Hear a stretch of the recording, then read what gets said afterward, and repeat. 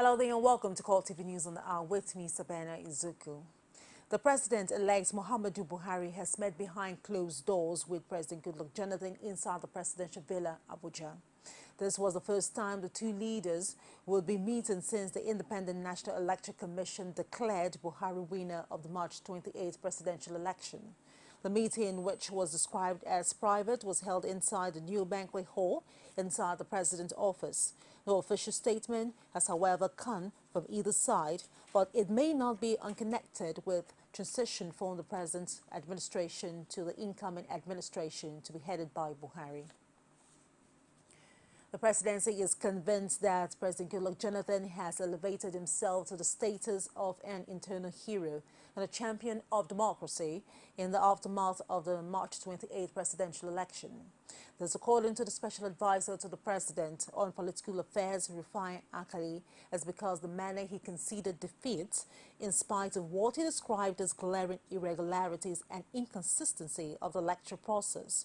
He added President Goodluck Jonathan also deserves commendation for expanding the democratic space for the opposition to flourish, apart from presiding over two elections adjudged as the best in the country's history. Akali said this on Friday at a news conference in Abuja. It is an undisputable fact that the saving grace of our great country in this historic election has been the candor, conduct, and comportment of President Goodluck Jonathan, who has elevated himself to the status of an eternal hero and a champion of democracy. This is particularly so because, in spite of the glaring irregularities and inconsistencies of the electoral process, President Goodluck Jonathan took the unprecedented step of conceding to his opponent, General Muhammadu Buhari, even before the final result was formally announced. It is a well-known fact that President Jonathan has always been passionate about the unity, progress, and development of Nigeria. His bold step has once more strengthened the bedrock of unity in Nigeria and has deepened democratic governance in the country.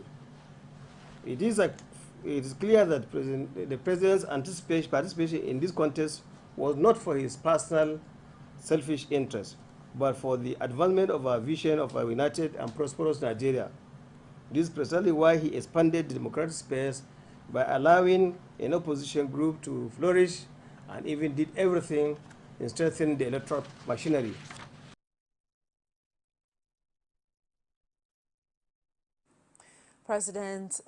Egyptian President Abdel Fattah el-Sisi has congratulated President-elect Muhammadu Buhari and expressed joy over his victory in Saturday's presidential election. El-Sisi, in a statement by the Egyptian embassy in Abuja on Friday, expressed his willingness to promote the mutual cooperation between Egypt and Nigeria. Egyptian leader wished the president-elect success in carrying out his new assignment to achieve the development and progress the people of Nigeria desire.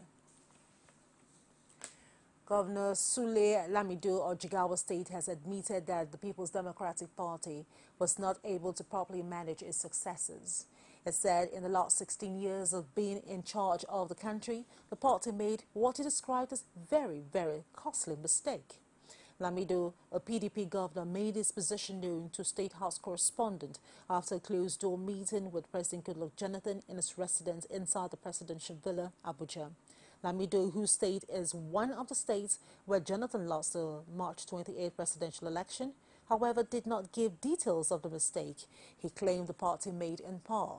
Reacting to the results of the election that produced Muhammadu Buhari of the All Progressive Congress as the president-elect, the governor said whoever becomes the president is a Nigerian president and not that of a particular region. On the belief that the PDP governors who lost their states to opposition did not work hard enough, Lamido warned against going into blame game. President-elect Muhammadu Buhari charged to create a comprehensive plan to tackle corruption in the oil and gas sector. Speaking on the level of graft in the sector, in Port Harcourt, Edward Obi, Executive Director of Gas Alert for Sustainable Initiative, described the sector ills as one that demands a comprehensive plan to address it. It also called on the government to be diligent about the issue of cleaning up the sector. Most of us who live in this region know precisely where the corruption is. And the corruption is not so much reposed on the oil industry as such. They are business people doing their business. Now, there are other people who are aligned with them, some of whom are in government, others are perhaps chiefs and people like this, in high places, who are reaping so much from that system, from that corrupt system, making themselves richer. Now, these are the people that I think they should be targeted. This new government that has run on the slogan of anti-corruption should set about diligently plugging those holes, and if any individuals are obstinate, etc., of course, let the law deal with them. But they should never think that this work is easily done, because it is so intricate. I'm not thinking of a scenario in which the militants will immediately go back to the creeks and start making war again. No, I don't think so.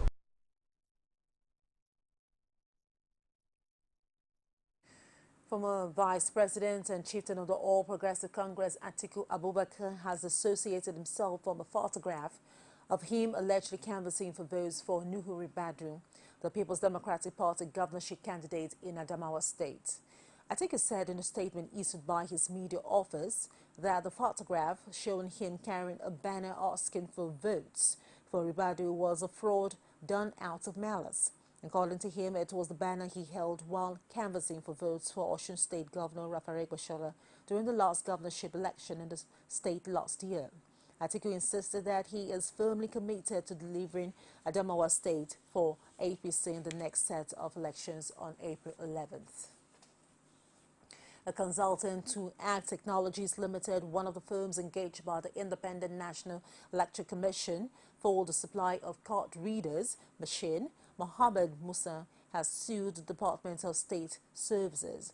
Musa, in his fundamental rights enforcement suit he filed before the Federal High Court in Abuja, alleged that he was illegally detained by the DSS since March 24, 2015. Musa wants the court to award 100 million naira damages against the security organization for illegally detaining him. He also wants the court to order his release and declare his arrest, detention, and continued intimidation by the DSS in relation to the card reader issue as illegal, unconstitutional, and a violation of his fundamental rights. The suit, FHC ABJ CS292, was filed on his behalf on the 27th of March by his lawyer, Mahmoud Magaji Sen. The plaintiff was said to have, on the March 24th, received a phone call from the Director General of the DSS inviting him to the organization headquarters in Abuja, and had since been held in detention upon honoring the invitation without charge. Wife of the applicant, Sadatu Musa, disposed to a supporting affidavit because he was still being held in the DSS detention. The wife said the respondent official had refused her access to her husband since he honored the DSS boss' invitation. The police in Kano State have denied suggestion that the resident electric commissioner, Minkaila Abdullahi, and members of his family were burnt to death in the early morning fire that gutted their home. They also noted that there is no physical injury on the body, contrary to the reports the leadership newspaper carried. The police spokesman Magaji Maijia said a comprehensive report on the investigation jointly carried out with the fire service would soon be made public. He recalled that Abdullahi, his wife and two daughters were found unconscious on the floor of the bathroom inside the master bedroom of the house. According to the police spokesman, doctors at the Murtala Mohammed Specialty Hospital confirmed that the family died from inhalation of hot and black smoke. Majai, however, noted that the late resident electric commissioner before his death was instrumental to the peaceful atmosphere in the state because of the manner he conducted himself before, during, and after the elections. You're watching CoreTV News on the hour. We'll take a short break, and when we return, the governor of Ekiti State, Ayodele Fayose, has accused the All Progressive Congress of threatening violence in the state. To stay with us.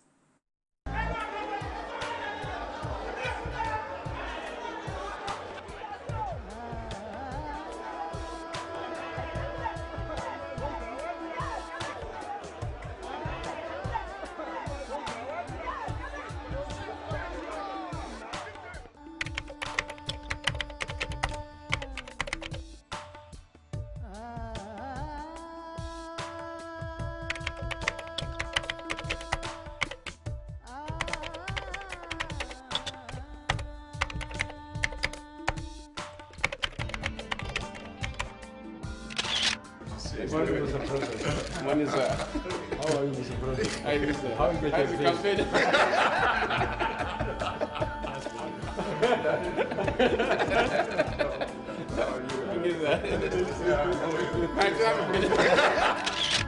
We must learn to live together as brothers or perish together as fools.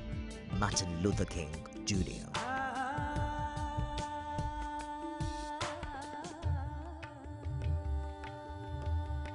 Welcome back to the news. Don't forget our social media platform. You can reach us any of this on facebook.com/CoreTV News and on our Twitter handle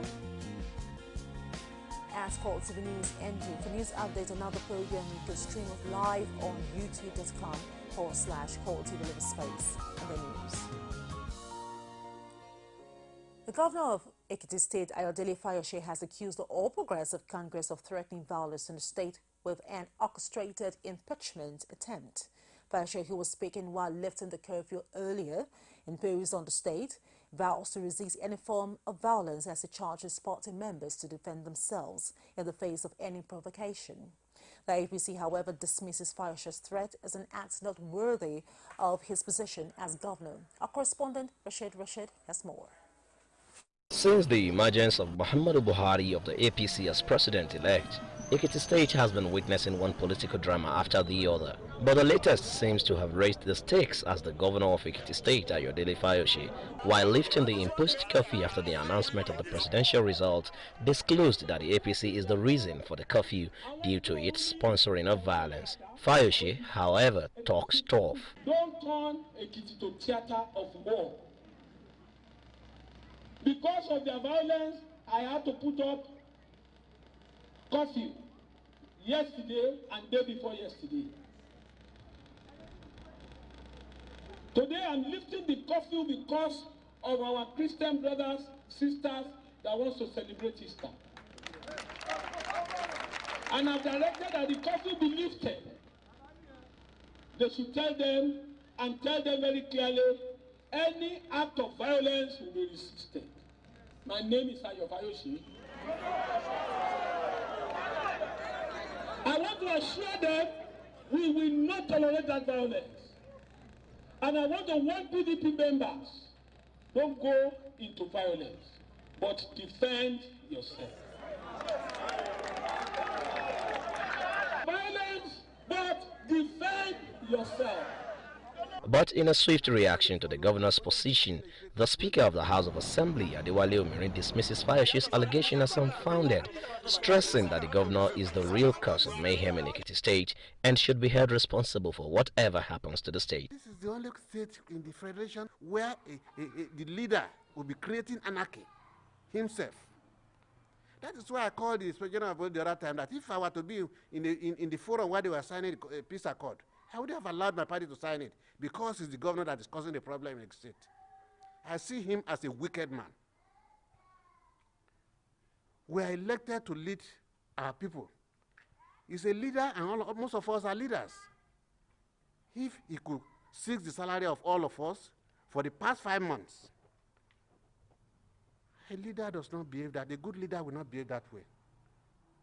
So I don't see him as somebody who is worthy of the position he's holding. With the state government and the majority of the House of Assembly members now on a collision course, the coming days promises to bring more drama.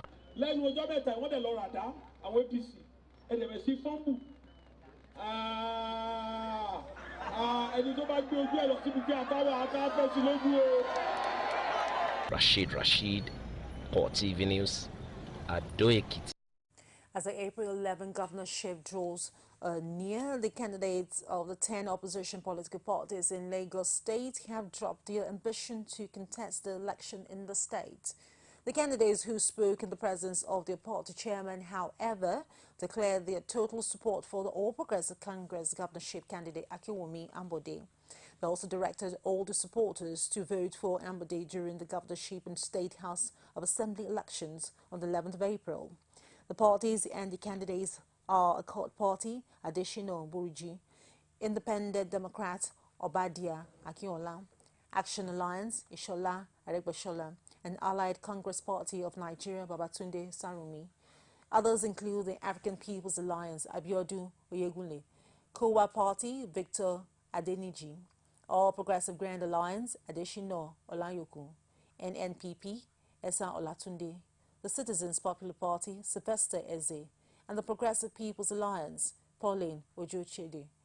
Obadia Akinyola, the governorship candidate of the Independent Democrats, spoke on behalf of other candidates at the declaration event in Lagos. Akinyola said the decision was taken in the interest of the people of Lagos. The just concluded meeting of the All Progressive Congress Party stakeholders in the Southeast region has left a footprint that will really take a while to fade. The meeting held at the Imo International Convention Center was an embodiment of victory celebration and to strategize for the gubernatorial elections across the Southeast zone. CoreTV News correspondent Ajibade Awefeso was there and filed in this report. The event, to many Imolites who attended, was indeed a memorable one. While the entire crowd waited for the arrival of the governor and flag bearer of the APC, diverse cultural activities went on as they all celebrate victory. With the arrival of the governor, the meeting's mandate was made known, even as he shares bitter experience about what he had to experience with the Nigerian army and other security agencies during the presidential election that eventually brought Muhammadu Buhari on board as the winner. He urged all Imolites to keep the fighting spirit alive to ensure they come out en masse to vote him so Imo State will benefit fully from the positive change to come.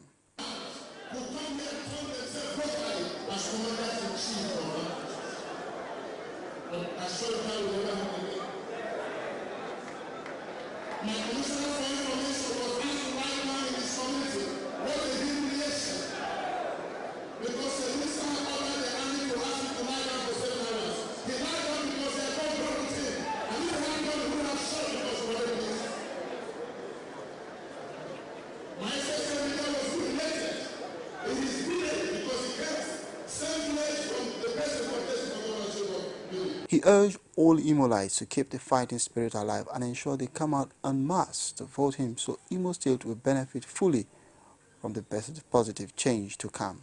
But my greatest happiness today is that finally, the Lord has turned around the captivity of Israel.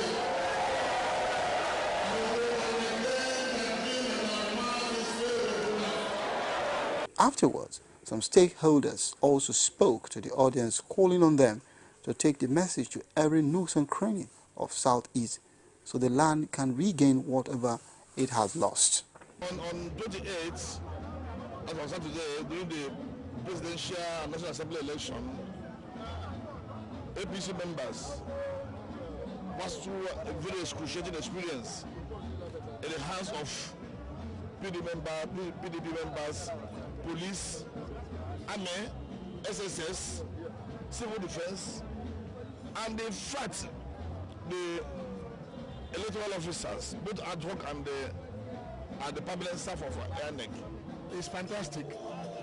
You see, this type of thing had never happened. Like you said, when they started, when the governor were doing all these things, people didn't take it seriously. But today, history has vindicated him. It looks as if Imo State is the only state in the southeast. So Owolo had done tremendously well, and we appreciate him. That's why I back him. I back him very, very well. Because when he tells me something, and after viewing it, I see that he's on the track, I follow him. As Nigerians look forward to the forthcoming gubernatorial elections, all hope to see the peace experience in the presidential election will continue across the country. An Urobo militant group, Urobo Babako, has claimed responsibility for Thursday night's bombing of the NPDC oil pipelines at Igenene, Afiesiri, and Ekiubu communities in Delta State. The group, which made the claims in an email sent to some reporters, said it is also planning to shut down all the oil fields in Urobo and Isuku areas. Email signed by the group's spokesperson, Prince Omoju, said the bombing of the Ekubo Irenene Afiesere was to draw attention to the neglect of ex-militants of Urhobo extraction. It said Urhobo had been sidelined in the pipeline's protection contracts offered to ex-militants from other ethnic groups, and they now want to show that they too had the capacity to cause trouble if ignored. The group said it had sent warning signals to the NPDC and the federal government on the pipeline surveillance contracts, which had excluded the Urhobo. Babako, however, dissociated himself from immediate reports about a 14-day ultimatum given to the federal government and the NPDC on the oil pipeline surveillance contracts. The group said the attacks will continue until the Urhobo got what rightly belonged to them. It explained that Urhobo Babako Group is a militia group of all ex-militant youths, women, and elders of Urhobo origin. And away from there, we'll just take a short break, and when we return, it will be time for Outside Nigeria. Just stay with us. Now watch CoreTV News live from anywhere in the world on our website www.coretvnews.com. Click on Live TV on our website and watch us live. And welcome to CoreTV Primetime News. To follow us on Twitter, click on Twitter icon on our website. On Facebook, click on the Facebook and YouTube to see all our previous news production. You can also watch us live on YouTube. Click CoreTV, leave a space, then News. CoreTV News, a 24-hour news station. Welcome back. And outside Nigeria, 5 people are in custody following in the Al-Shabaab attack in eastern Kenya, which left 150 people dead, report says. Some of the suspects are arrested while trying to flee to neighboring Somalia. At least 148 people, mostly students, were killed when gunmen attacked a university campus in Garissa. Al-Shabaab has since pledged a long, gruesome war against Kenya, with the militant group saying its attacks were in retaliation for acts by Kenya's security forces, which are part of the African Union mission in Somalia against Al-Shabaab. Kenya's papers earlier said security services seem to have had information that an attack on an institution of higher learning was likely and appears to have warned such establishment to be careful, and the police chief had been instructed to speed up the training of 10,000 recruits because Kenya had suffered unnecessarily because of a shortage of security personnel. The mosque attackers killed 2 security guards at dawn, then rampaged through campus, shooting and shouting, "We are Al-Shabaab." They singled out Christians and shot them, reports said. The bodies of those killed in Garissa have been flown to Nairobi for identification, as local mortuaries have been unable to cope, and many of the students killed came from other parts of the country.